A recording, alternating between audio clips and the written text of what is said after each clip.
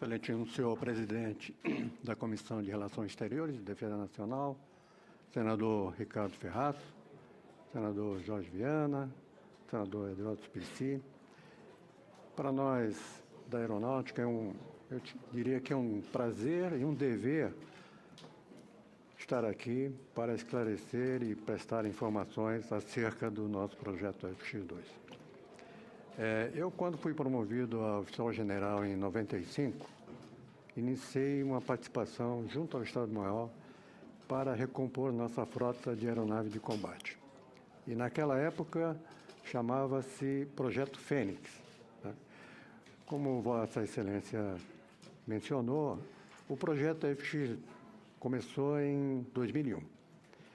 Foi encerrado. Em 2008, reiniciamos como projeto FX2, tendo em vista esse lapso de tempo em que precisaríamos atualizar nossos requisitos.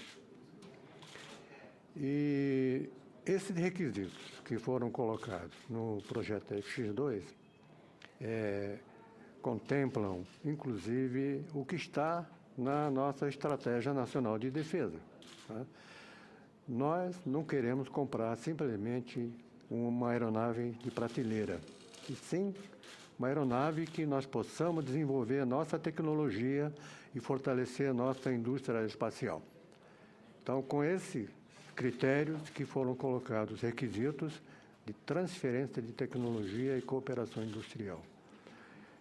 Agora, para falar sobre esse projeto, nada melhor do que o nosso brigadeiro Crepaldi, que é o presidente da comissão que inclusive está tratando do contrato de tal maneira que a gente possa, no final desse ano, assinar esse contrato. Portanto, eu passo a palavra para o brigadeiro Crepaldi para discorrer sobre esse projeto FX2. Bom, senhores, bom dia. Excelentíssimo senhor senador Ricardo Ferraz, presidente da Comissão de Relações Exteriores e Defesa Nacional, excelentíssimo senhor senador Jorge Viana, e excelentíssimo senhor senador Eduardo Suplicy, pelo Estado de São Paulo, em nome de quem eu cumprimento os demais parlamentares, senhoras e senhores.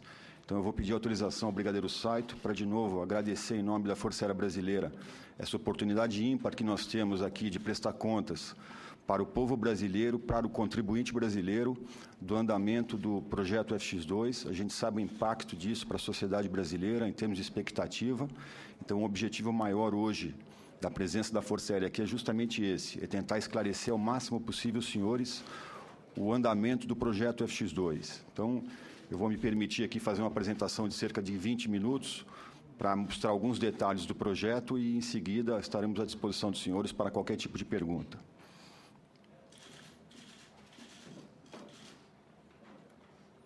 Então, o objetivo dos senhores é apresentar as principais características do projeto FX2. Eu vou me permitir colocar essa imagem para os senhores. Essa imagem ela é icônica para mim, particularmente em relação à minha profissão, e ela é icônica também para a indústria nacional. Hoje, para que os senhores tenham uma ideia, essa aeronave que foi desenvolvida, projetada e fabricada no Brasil, todos os oficiais generais da Força Aérea Brasileira, incluindo o brigadeiro Saito, não faço referência ao tempo do brigadeiro Saito, mas o brigadeiro Saito também voou essa aeronave. Então, oficiais generais com, no mínimo, 35 anos de serviço voaram essa aeronave. Então, ela é icônica por quê? Para mim, porque foi a primeira aeronave que eu voei solo. E icônica também para a indústria, porque ela, desde já, ela sinaliza a preocupação da Força Aérea Brasileira com a indústria nacional.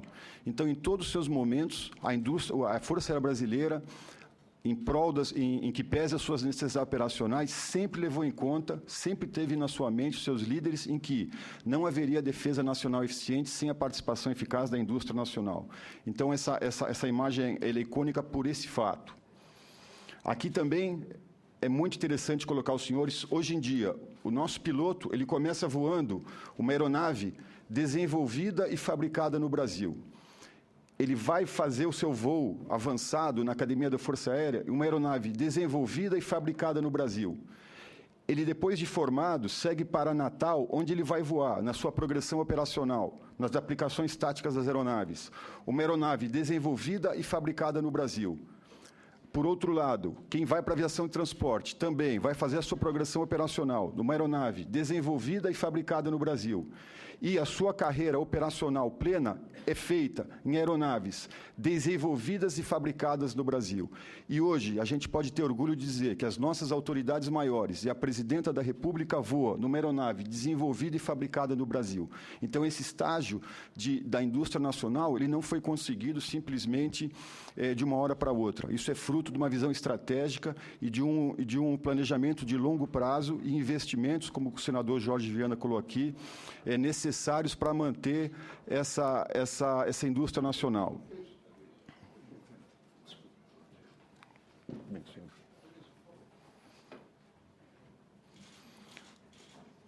Para tentar entender um pouco o FX2, falaremos da Estratégia Nacional de Defesa, Missão da Aeronáutica, o processo de seleção, um pouco do projeto FX2 e as considerações finais, quando colocaremos alguns pontos relacionados ao cronograma de ações desenvolvidos hoje pela Força Aérea.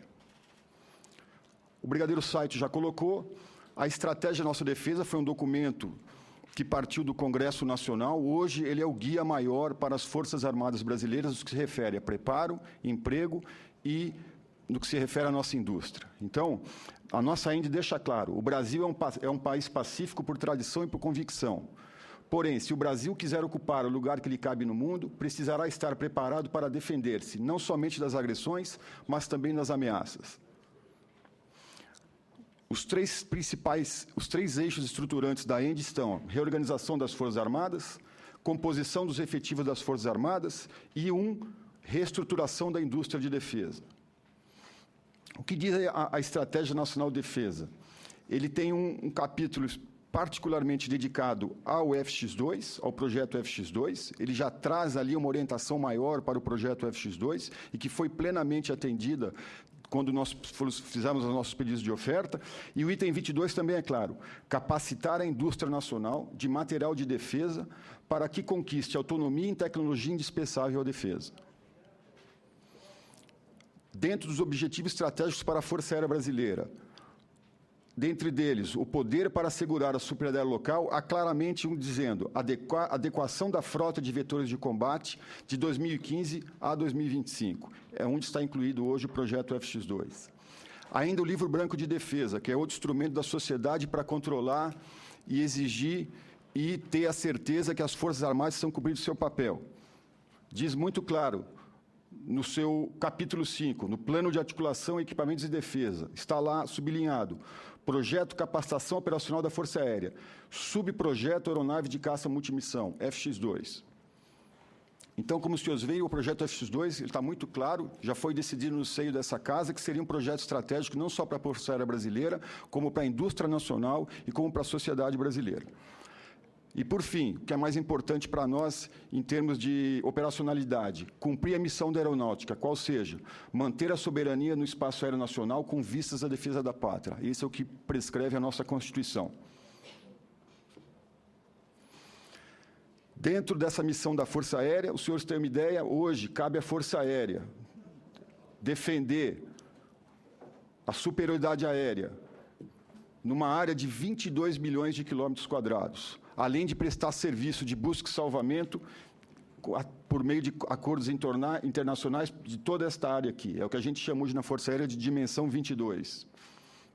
O processo de seleção. Então, eu mostrei para os senhores aquela foto icônica daquela aeronave, a Aerotec T-23, o Irapuru, que já foi desativada em 1983. A Força Aérea, quando ela faz a aquisição de um sistema, a preocupação dela é com o tempo. Por ser um país com restrições orçamentárias, em função das suas prioridades sociais ou outras julgadas pertinentes pelo governo, nós temos que levar em conta os custos, nós temos que levar em conta quanto tempo vamos voar, quanto tempo vai durar. Então, essa análise do tempo de vida desse objeto é muito importante para a gente. Então, para isso, nós aplicamos um conceito chamado ciclo de vida, onde se analisa desde a concepção daquele sistema, o que devemos comprar, o que precisamos adquirir, se vamos desenvolver, se vamos modernizar, se vamos fazer uma simples compra de prateleira. E isso é feito através do quê? De estudo de viabilidades, de definições do que vai ser feito, partimos para o desenvolvimento, aquisição, a produção do bem, a implantação disso.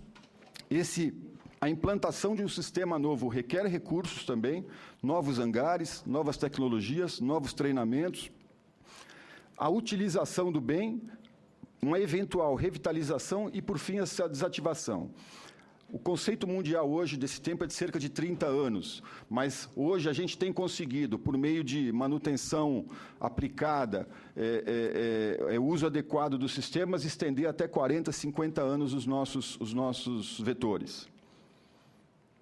O processo de seleção. Como é feito esse processo de seleção por parte da Força Aérea dos seus sistemas, e foi o caso do projeto FX2. Foram enviadas ofertas para as empresas. O que nós analisamos nessas ofertas? Avaliamos os riscos inerentes a cada uma das ofertas, avaliamos os requisitos técnicos, logísticos e industriais, avaliamos, logicamente, os custos, avaliamos as transferências de tecnologia. A partir dessa primeira análise, foi emitido um relatório preliminar. Esse relatório preliminar continha, logicamente, as primeiras avaliações acerca de todos esses itens. A partir disso, chamamos todas as empresas para as clarificações que chamamos. Tanto as empresas como nós sentamos e cada um tem direito de perguntar o que quer que seja em relação à oferta. Essas clarificações são estendidas a todas as outras ofertantes. Em seguida, são feitas visitas técnicas ao fabricante para se comprovar a capacidade industrial, a capacidade de certificação e a capacidade de qualidade.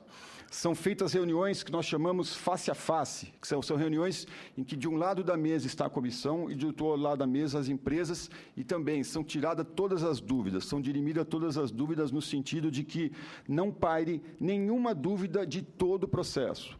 Fazemos voos de avaliação com os nossos pilotos operacionais, com os nossos pilotos de ensaio ou nossos pilotos de prova. A partir dessa nova avaliação, dessas reuniões, as empresas fazem uma nova oferta, o que chamam de ofertas revisadas. Da mesma maneira, é feita uma nova avaliação da oferta revisada. Esse relatório ele é comunicado para o órgão superior e, em seguida, informamos as empresas. É hora de vocês fazerem a melhor e última oferta. Então, é quando as empresas apresentam a sua oferta final. É feita uma nova avaliação e, em seguida, um relatório final que é apresentado para a autoridade decidora. Então, o FX2, ele seguiu todos esses passos, foram quase 2 anos de negociações e de reuniões, foram cerca de 30 mil páginas de documento, mais de 20 mil homem-horas, e no dia 5 de janeiro de 2010, o Comando da Aeronáutica encaminhou esse relatório para o Ministério da Defesa, quando, então, ficou para análise da autoridade decisora. O projeto FX2. Então, já lá em 2008, uma diretriz do Brigadeiro Saito. Qual era a diretriz do projeto FX2? Selecionar uma aeronave multiemprego para substituir, no curto prazo, os aviões Mirage F2000 e, a longo prazo, os F5, aeronaves F5 modernizadas e A1 modernizadas, a fim de modernizar e padronizar a frota da Força Aérea com vistas ao cumprimento da missão constitucional, possibilitando o desenvolvimento da indústria de defesa com foco na transferência de tecnologia.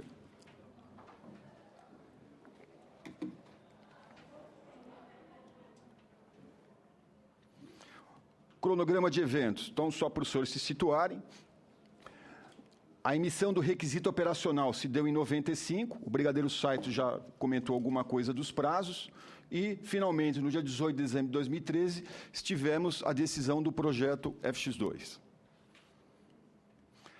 As áreas que foram avaliadas. Então, no processo, os requisitos, foram cerca de 1.200 requisitos, recaíram sobre essas áreas. Então, foi na área técnico-operacional, na área logística, na área industrial, na área comercial, na área de contrapartidas, que são as transferências de tecnologias, e fizemos uma análise de risco de cada uma das áreas relacionadas. Da técnico-operacional, o que levamos em conta? Características técnico-operacionais da aeronave, capacidade de sobrevivência, tecnologias embarcadas, potencial de crescimento da aeronave e de suas tecnologias e o desempenho em voo. Na parte logística, plano de apoio logístico integrado, confiabilidade, manutenibilidade e disponibilidade, desdobrabilidade, suporte ao armamento e suporte ao simulador de voo. Na parte industrial, o plano de certificação, o plano de adequação, plano de produção, gerenciamento de configuração e plano de qualidade. Na parte comercial, analisamos os custos referentes à aquisição da plataforma e à operação e suporte. Como eu falei para os senhores, essa análise foi feita o quê? Para voar 30 anos. No risco, como eu disse aos senhores, analisamos as incertezas em cada área, na técnica operacional, na logística, custos e preços, a incerteza industrial, a incerteza das contrapartidas industrial e tecnológica e a incerteza contratual. A aeronave escolhida, o GRIP NG, um pouco da aeronave, das características, o raio de ação para a versão, para a configuração a ar. Eu já ressalto aqui o que é importante dizer em relação à autonomia. Os requisitos operacionais determinavam que as aeronaves fossem capazes de cumprir, numa versão ar, um raio de ação de 300 milhas náuticas e num raio de ação ar-solo de 500 milhas náuticas.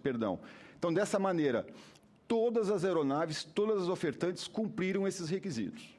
Então, uma aeronave com 22 mil libras de impulso, cerca de 10 toneladas de impulso motor, o radar com 70 milhas de alcance. Isso é importante, porque hoje, na guerra moderna, quem vê primeiro, atira primeiro. Então, é importante não só a plataforma, como os sistemas embarcados, e uma capacidade de carga externa de 5.200 quilos.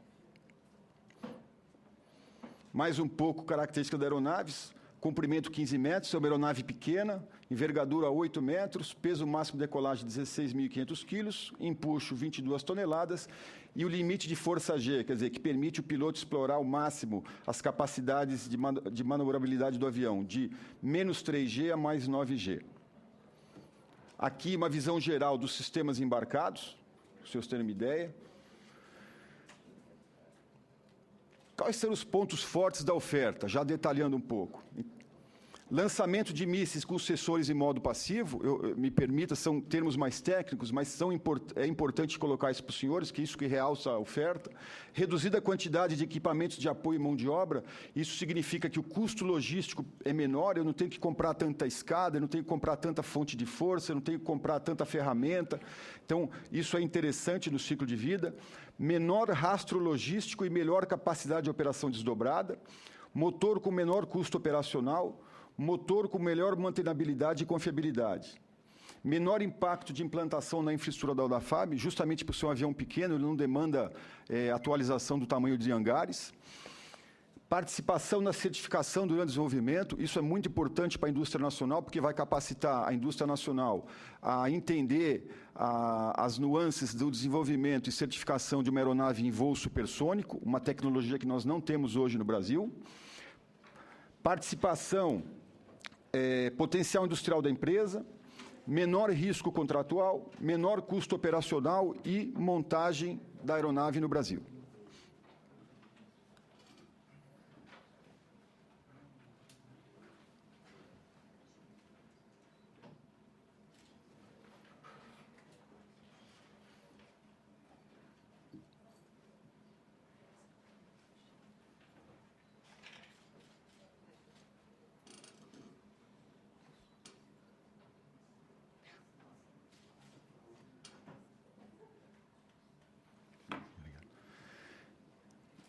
Em relação já aos projetos oferecidos pela ofertante Saab. Obrigado. Desenvolvimento de sistemas aviônicos e integração de software, comunicação e desenvolvimento de data link, integração de armamento, projetos de capacitação para aeronaves de quinta geração, sistema de controle de aerodinâmica de voo, projeto conceitual de aeronave de caça, verificação, validação e testes, verificação final de montagem da aeronave, desenvolvimento e produção de estrutura, desenvolvimento do GRIP NG, participação total nos desenvolvimentos dos projetos da versão GRIP NG. Dando um pouco mais de atenção à área de transferência de tecnologia. Qual foi o enfoque dado no projeto FX2? Então, foi dividido em duas áreas, senhores: transferência de tecnologia e cooperação industrial. a transferência de tecnologia dizia respeito ao quê? Ela dizia respeito ao quê? A capacitar a indústria nacional, o parque aeroespacial brasileiro, no que se refere às tecnologias para o que se chama hoje de caça de quinta geração. Então, como é que foi feito isso? A Força Aérea Brasileira, em coordenação com as indústrias nacionais, nós determinamos quais seriam as tecnologias a serem absorvidas, a serem demandadas de cada um dos ofertantes. Isso que foi feito. Por outro lado, pensando na autonomia que teríamos que ter em relação ao nosso equipamento, para termos a independência em relação aos fornecedores estrangeiros, solicitamos, na área de cooperação industrial, que a nossa indústria fosse capaz o quê? De fazer a manutenção daqueles itens principais, de itens estratégicos da nossa aeronave e o quê? No Brasil. Então, o que foi demandado das indústrias no que se refere a offset foi transferência de tecnologia para um caça de quinta geração, obrigado, e cooperação industrial, no que se refere à capacidade da indústria nacional manter essa aeronave. Como é que foi raciocinado isso? É o que chamamos de processo de absorção de domínios tecnológicos. É um processo dinâmico de ensino-aprendizagem que deve englobar não só as competências, mas também as habilidades necessárias para a sua efetiva realização. Então, o que a gente pensou quando se visualizou a estrutura do FX2? Não adianta eu aprender, não adianta eu simplesmente fazer um curso, não adianta simplesmente eu fazer um doutorado numa área crítica. Eu tenho que efetivamente me sentar ao lado e participar desse projeto. Então, isso foi levado em conta no processo de seleção. Então, o que pedimos no nosso pedido de oferta? Que fossem declaradas e garantidas as competências a serem transferidas e as habilidades a serem absorvidas. Para o quê? Para que houvesse uma efetiva absorção e transferência de tecnologia e que, efetivamente, a partir das habilidades absorvidas, a nossa indústria fosse capaz de fazer o quê? A manutenção dos itens no Brasil. Então, esse é o quadro, é a filosofia que guiou a Comissão de Seleção e a Força Aérea no que se refere à cooperação industrial e transferência de tecnologia. Para que os senhores tenham uma ideia, o que seria necessário para o Brasil, conforme determina a Estratégia Nacional de Defesa, produzir um caça de quinta geração? Então, isso foi perguntado para nossas indústrias. Então, as nossas indústrias disseram para a Força Aérea: nós precisamos dessa tecnologia. Por quê, senhores? Hoje, o Brasil, em termos de transferência de tecnologia, ele já passou a ser um ator em que ele precisa de tecnologia selecionada. Ele já não... Hoje, a indústria brasileira é a terceira indústria aeronáutica no mundo. Perdão. Então, a indústria nacional ela passa a ser seletiva nos seus processos de transferência de tecnologia para nós não perdermos essa oportunidade. Quem melhor sabe disso do que a própria indústria nacional? Então, esses itens, cada um desses itens que os senhores veem aqui, foi uma demanda da indústria nacional no sentido que, se essas demandas fossem atingidas, a nossa indústria seria capaz o quê? De cumprir, de sanar aquele gap tecnológico e partir para o desenvolvimento de um caça de quinta geração. Da mesma maneira, o que seria necessário para a gente garantir a autonomia no que se refere à manutenção da aeronave, em relação aos componentes da aeronave? Então, foram listadas as áreas que demandaríamos no que se refere à cooperação industrial, no que a minha indústria tinha que ser capaz de manter. São esses sistemas. Aqui um pouco mais detalhado, cada uma das áreas, né, para os senhores terem uma ideia, eu não vou me deter aqui, tomar o tempo dos senhores, no que se refere a cada uma das áreas, mas é um detalhamento, vai ficar à disposição para consulta, no que se refere à tecnologia. Hoje, nós já temos uma estrutura de gerenciamento, como vai ser feita essa transferência, estamos em discussão nesse processo de transferência. A Força Aérea tem grande experiência nesses processos, né, experiências de sucesso no que se refere à aplicação do offset. Então, a gente está aplicando toda essa experiência no sentido de garantir para a sociedade brasileira que o que foi prometido seja entregue. Os resultados esperados da oferta Saab. Então, destacando alguns dos projetos. Um dos projetos mais importantes se refere à transferência de tecnologia e desenvolvimento conjunto. Há um projeto chamado Grip and Design Development Network, que seria um centro de desenvolvimento, integração e simulação do Brasil. Esse centro, que teria a Embraer como o seu centro, o seu hub, ele é conectado diretamente ao desenvolvedor na Suécia, e os dados são compartilhados entre o desenvolvedor sueco e o desenvolvedor brasileiro. Isso em tempo real, por meio de um link criptografado e dedicado. E estariam conectados, por meio da Embraer, todos os grandes parceiros da indústria nacional no projeto FX2. O que está previsto na oferta Saab Gripen? Compartilhamento da propriedade intelectual do GripNG com a FAB Indústria Brasileira. Projeto de estruturas e testes, desenvolvimento de sistemas, engenharia de produção e industrialização, manutenção de aeronaves, desenvolvimento e produção compartilhado com a Embraer e outros parceiros, marketing na América do Sul, equipamentos aviônicos produzidos no Brasil, na empresa AEL Systems, em Porto Alegre. 97% da manutenção dos aviônicos na empresa AEL Systems, em Porto Alegre.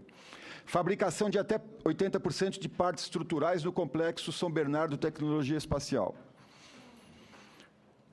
Projetos de capacitação. Participação total brasileira no desenvolvimento dos projetos da versão GripNG e Sea Gripen. É uma possibilidade de uma versão naval. Direito de uso da propriedade intelectual para os Gripens versões anteriores. Participação da empresa aeroeletrônica no fornecimento de nova concepção de painel para a versão brasileira aeronave GripEG. É o que chamamos de Large Area Display. Tem uma pequena foto aqui para os senhores terem uma ideia. É uma tela de 19 polegadas touchscreen. Outras ofertas ainda a serem discutidas. Implantação de Centro de Inovação e Estudos Brasil, já em andamento. Participação em pool internacional de suprimento. Intenção de compra pelo governo sueco de aeronave Super Tucano. Intenção de compra pelo governo sueco de aeronaves KC-390, em desenvolvimento para a Embraer, com o voo do protótipo previsto para outubro desse ano. E a empresa Saab confirma que os futuros projetos ERIAI, aquela aeronave radar, serão executadas exclusivamente com aeronaves da Embraer. Em relação à produção e montagem final, então, hoje, o que se visualiza? Produção no Brasil, então estaria dentro daqueles 80% da estrutura da aeronave que eu apresentei aos senhores. Fuselagem traseira, asas, portas de trem de pouso e outras partes. Tudo isso seria fabricado no Brasil e, além de ser produzido para as aeronaves brasileiras, seriam produzidos para toda a frota de aeronaves Gripen a serem vendidas no mundo inteiro. É o que a gente chama de fonte única, sole source. E, nesse processo de produção desses itens, logicamente, haveria subcontratos com subfornecedores no Parque Industrial Brasileiro. Está prevista a montagem de 2 linhas de montagem final, uma no Brasil e uma na América do Sul. Perdão, uma no Brasil e uma na Suécia, perdão. E essa linha no Brasil seria para todos os clientes possíveis dentro do acordo de marketing com a Saab, que seria toda a América do Sul, e a área de influência do Brasil, incluindo África. As considerações finais. Então, a partir do momento da decisão, no dia 18 de dezembro, a Força Aérea já iniciou a tratativa necessária com a empresa. Estamos trabalhando desde o dia 20 de dezembro. Temos um calendário apertado, mas execuível, dentro do planejado, dentro do ciclo de vida que a Força Aérea aplica, como colocou o brigadeiro Saito, para que a assinatura se dê na segunda quinzena do mês de dezembro deste ano. Então, está muito claro os cronogramas, várias reuniões com as indústrias nacionais, temos cerca de 3 a 4 reuniões nesse período com a indústria nacional, para deixar muito claro o que a empresa está oferecendo e se é execuível. Então, está aqui para os senhores todo o cronograma hoje de ação do projeto FX2. Aqui o cronograma de entrega das aeronaves, nas versões. Então, a previsão é no final de 2018 estaremos recebendo as primeiras aeronaves. Então, o cronograma é muito claro também para os senhores. E, de consideração final, eu coloquei aquela aeronave para os senhores, o que nós carinhosamente chamávamos de Zarapa, o T-23, que hoje todo piloto começou sua carreira lá. E o que eu queria mostrar para os senhores aqui é muito claro, é que dentro daquela visão da Força Aérea, dentro daquela preocupação que a Força Aérea sempre teve, aquela visão estratégica no sentido de incentivar e fomentar a indústria nacional, mostrar aqui a história da Embraer para os senhores. Então, a Embraer foi criada em 69, em 1970, os primeiros contratos com a Embraer foram firmados. Contratos, que eu digo, contratos de aquisições militares, que geraram o spin-off, logicamente, civil, para a indústria da aviação civil. Mas para cada contrato firmado pelo governo brasileiro, pela Força Aérea Brasileira, a Embraer foi dando um salto no que se refere à tecnologia. Para cada um deles, ela foi adquirindo uma tecnologia que permitiu ela dominar um segmento de mercado. E assim vai para cada um dos contratos, finalizando ali com o nosso 190, que é um sucesso comercial, que hoje é aeronave de transporte presidencial. Então, para cada um deles, nós fomos galgando isso. E atrás de cada salto tecnológico, existe efetivamente um contrato de defesa colocado pelo governo brasileiro.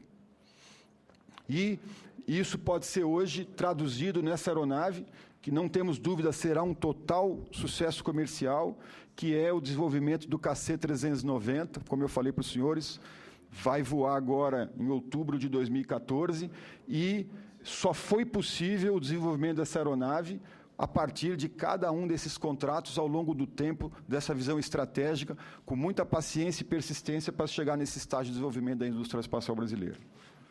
Então, senhores, colocando também à disposição, existe um site da Força Aérea Brasileira para o Gripen, peço aos senhores que acessem, é uma ferramenta também de prestação de conta, que nós estaremos atualizando com todas as informações necessárias. Obrigado.